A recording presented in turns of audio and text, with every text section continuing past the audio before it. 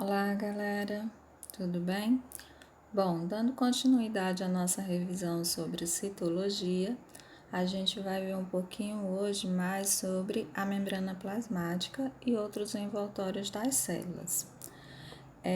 Os seres unicelulares, eles vivem em contato direto com o meio ambiente, mas as células dos pluricelulares, que é o nosso caso, não ficam em contato direto com o ambiente externo, né? Com exceção das células de revestimento.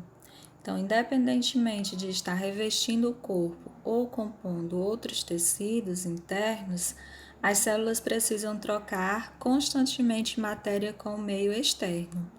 E essa troca está sempre relacionada com as propriedades que a membrana plasmática possui, que é a estrutura que delimita a célula. Em alguns seres que a parede celular, estrutura que fica mais externamente do que a membrana, essa troca também depende das propriedades dessa estrutura. Então, apresentam parede celular geralmente células de plantas, certos protistas, protozoários, algas, fungos e uma parte dos procariontes. Essa parede celular ela é constituída por um produto chamado de peptidoglicano, que é um composto típico dos procariontes, que é um carboidrato com protídeo. Já entre os protistas, a parede celular, quando existe, ela possui uma composição química variada e geralmente ela pode ser por celulose e em outros por sílica. A gente vai pensar agora mais, na ênfase maior, na membrana plasmática, tá certo? Que ela é o nosso, vamos dizer assim, o foco de estudo. Então, diferente da parede celular, a membrana plasmática ela é sempre de lipoproteica. O que é que significa isso?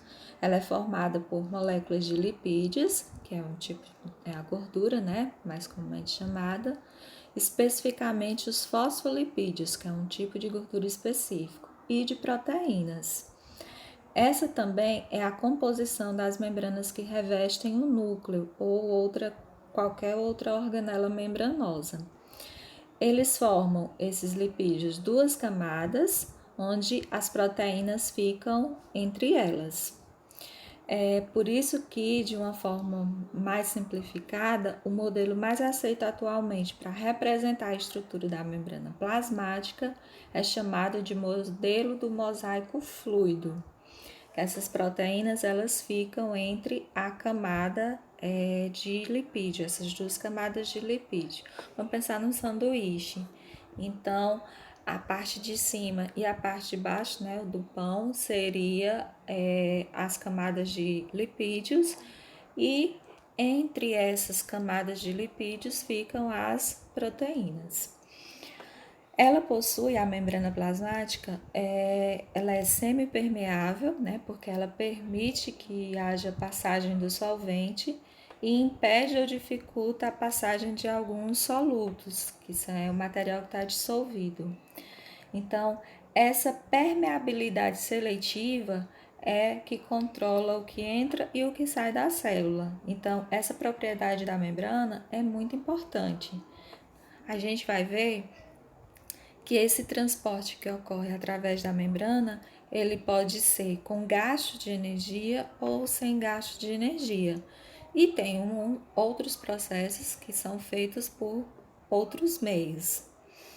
Então, a passagem do soluto ou do solvente pode ocorrer tanto de fora para dentro, como de dentro para fora da célula. De uma maneira geral, as moléculas pequenas, principalmente as que podem ser dissolvidas nos lipídios, como a de oxigênio e gás carbônico, elas passam livremente pela membrana. Já outras moléculas que são um pouco maiores, elas são, como as de proteína, elas têm a passagem barrada.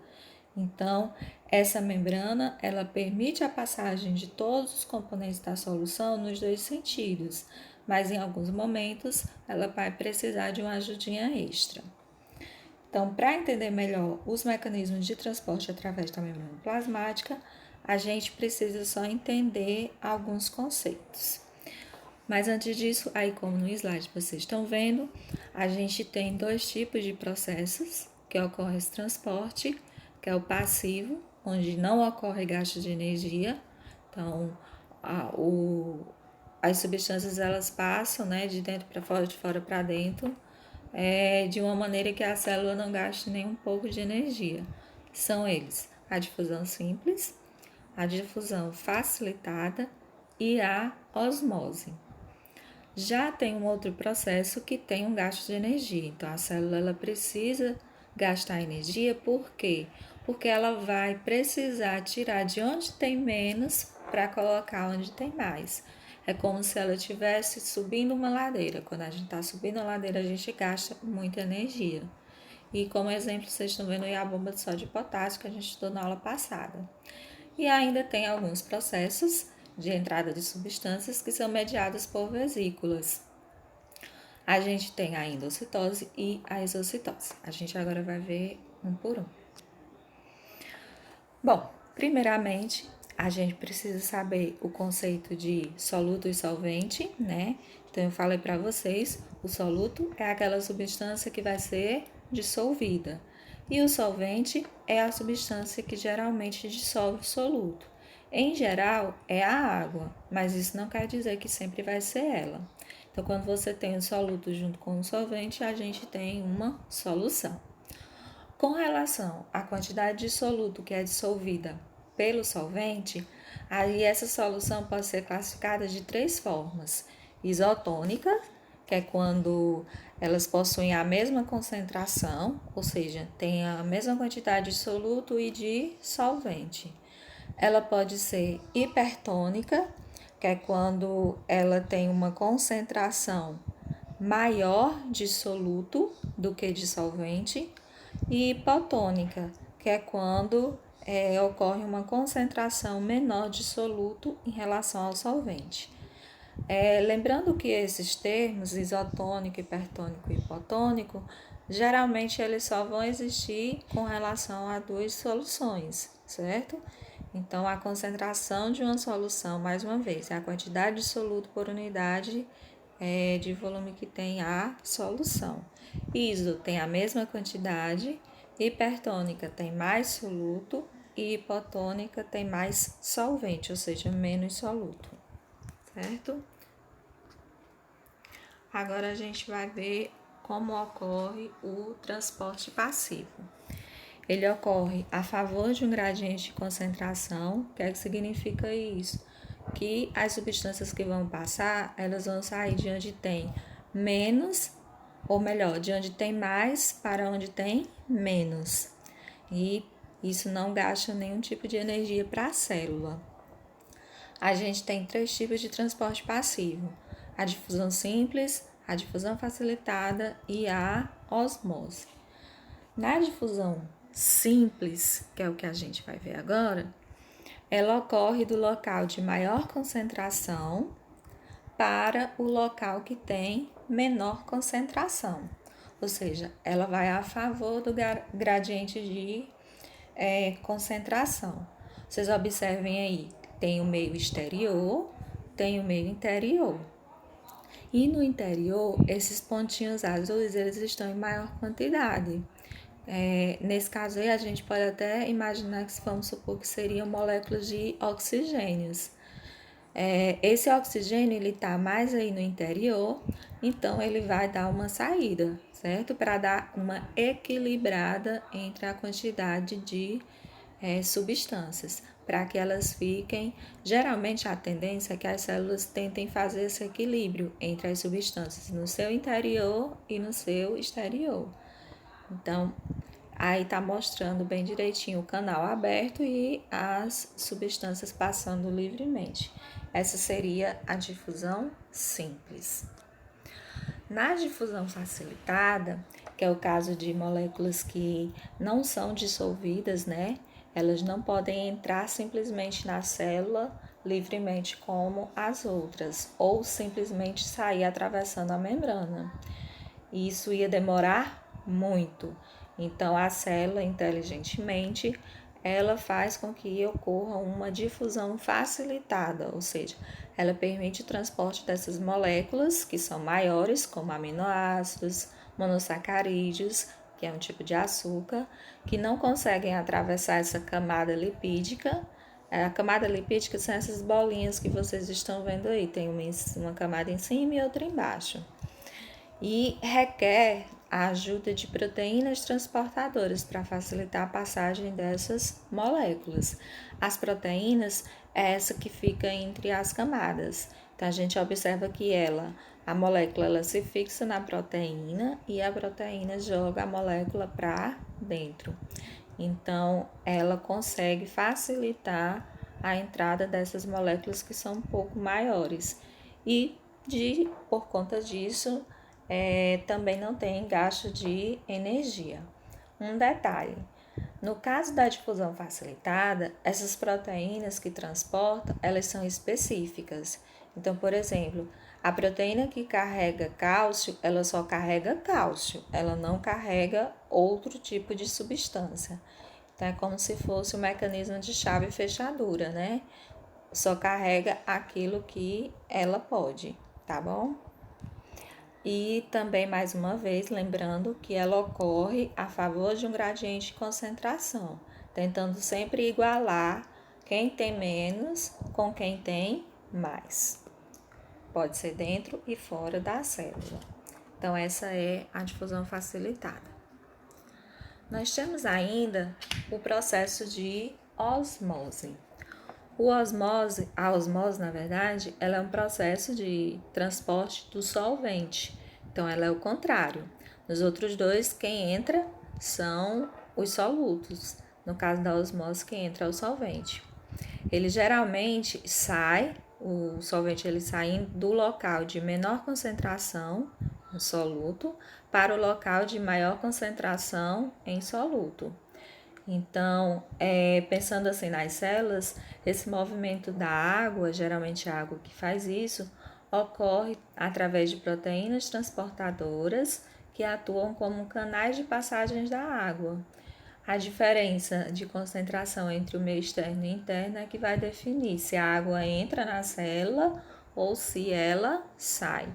Então, onde tem, vamos dizer assim, menos, né? Ela vai tentar sempre igualar a quantidade. Então, lá na difusão, tanto simples como facilitada, mais uma vez, o que entra e sai da célula é o soluto. No caso da osmose, é o solvente. Aí vocês estão vendo um exemplo clássico, né? Que é a questão das hemácias, que são as nossas células sanguíneas. Então, o experimento ele fez o seguinte: o pesquisador ele colocou as hemácias no meio isotônico, depois no meio hipertônico e depois no meio hipotônico. Aí, o que foi que aconteceu com cada um? No meio isotônico, a hemácia ela permaneceu igual, né? Ela só observa que o tamanho está igual. A quantidade de soluto tanto no interior como na parte externa, está igual. No caso do meio hipertônico, ela ficou com mais soluto fora do que dentro, né? Então, no interior da célula ficou menos soluto. E aí a gente observa que a célula ela dá uma murchada, né? Um exemplo clássico disso aí, além das hemácias, é o que ocorre nas saladas.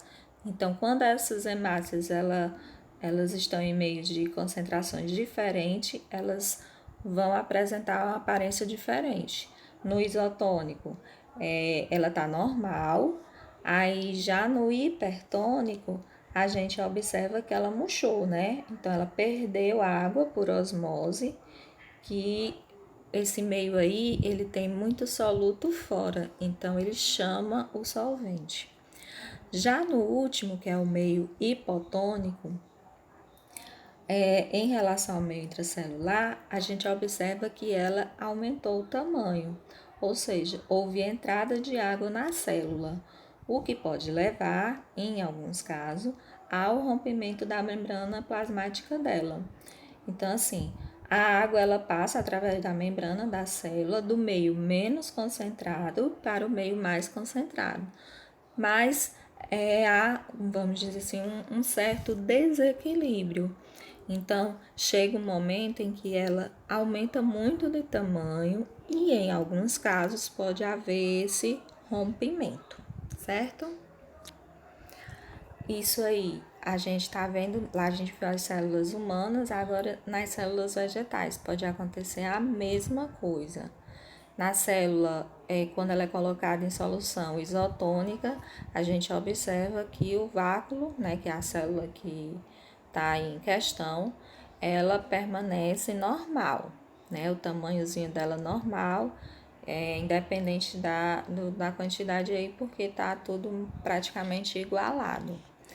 Agora, quando ela é colocada no meio hipertônico e hipotônico, aí sim a gente vai ver uma diferença. Por exemplo, quando ela é colocada no meio hipertônico, que a concentração menor está na parte externa do que na interna, há uma entrada de água na célula, certo? Até um certo limite. E aí, nesse estágio, a gente diz que a célula está túrgida, certo? Quando ela é colocada, isso no meio hipotônico, que é esse último que vocês estão vendo aí, ela aumenta de tamanho.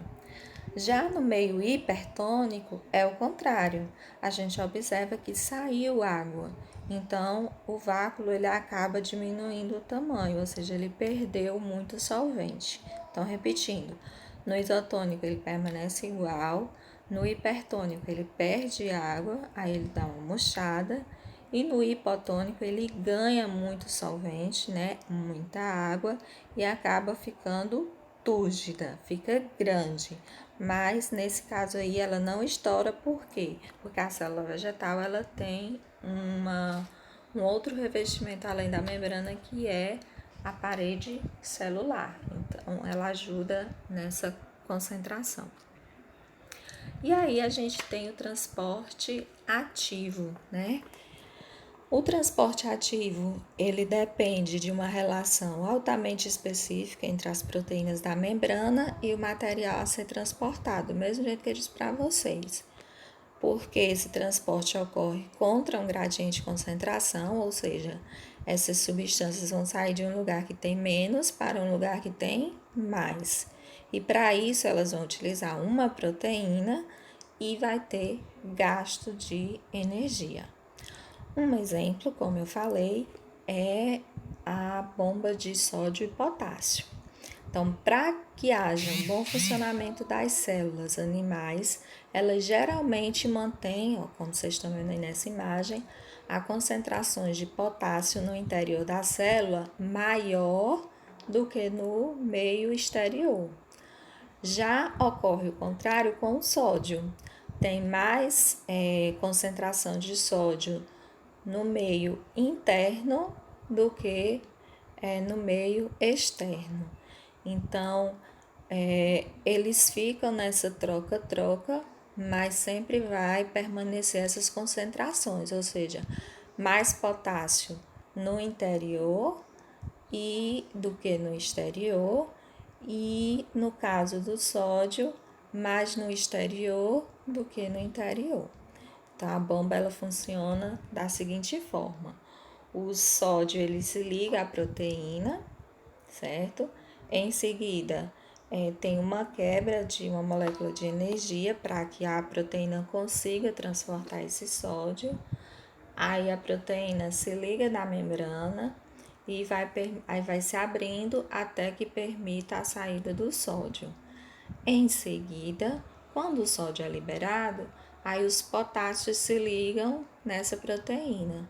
E aí a proteína abre para o interior e aí o processo ocorre, ou seja, o potássio entra na célula. Aí começa tudo de novo. Sódio se liga nela, sai. Quando ele sai, aí o potássio se liga na proteína, entra e fica nesse troca-troca para que haja sempre, a manutenção de diferença, né, de concentração desses íons dentro e fora da célula. Por quê? Porque eles são necessários para que haja uma transmissão dos impulsos elétricos de maneira correta, ok? E aí, agora para finalizar, a gente tem os processos de endocitose e exocitose. Você poderia me perguntar assim, Adriana, e quanto ao transporte de moléculas maiores ou de uma quantidade maior de material? Ou seja, que não dá para passar por aqueles outros processos. Então, as células elas são capazes sim de incorporar materiais por mecanismos especiais conhecidos por endocitose, né, que a gente vai ver agora, e consegue também eliminar esses resíduos por exocitose. A endocitose, ela pode ser de dois tipos, a fagocitose, que é o que vocês estão vendo aí, a célula ela ingere partículas grandes, como pedaços de células, micro-organismos, certo? Ela engloba essas partículas através dos pseudópodes. Temos como exemplo aí a alimentação das amebas e a atuação dos macrófagos, que são células que fazem a limpeza, células de defesa da gente, que fagocitam os antígenos, ou seja, aqueles agentes estranhos que entram no nosso corpo. Aí depois da fagocitose ocorre a formação de uma bolsa que é chamada de fagossomo, e aí depois é que é liberado aí quando ela faz toda a ingestão do que ela precisa. O outro processo de endocitose é a pinocitose. No caso da pinocitose, a célula ela ingere moléculas menores que são dissolvidas em água, né? Após a pinocitose, ocorre a formação de uma bolsa que é chamada de pinossomo. E aí esses pinossomos, eles são menores do que os fagossomos e eles vão ser utilizados como alimento que tem no seu interior pela célula. Então, esses dois processos, a fago e a pino, são processos em que a célula realiza para a questão da alimentação. E aí, depois que se come, algo sobra. E essa sobra, ou seja, aquilo que a célula ela não precisa mais, ela vai eliminar. Então, quando os materiais são eliminados pelas células, eles ficam ali primeiro em vesículas, né? Porque tem a digestão e aquilo que a célula não usou, eles ficam aí dentro dessa bolsa, dessa vesícula. E então, a exocitose ocorre pela fusão dessas vesículas com a membrana plasmática, ela se liga à membrana e aí ela consegue abrir para que permita a eliminação daquilo que a célula não precisa mais, certo? Então, o processo de exocitose seria a expulsão daquele material que sobrou da digestão da célula, ou seja, aquilo que a célula não precisa mais.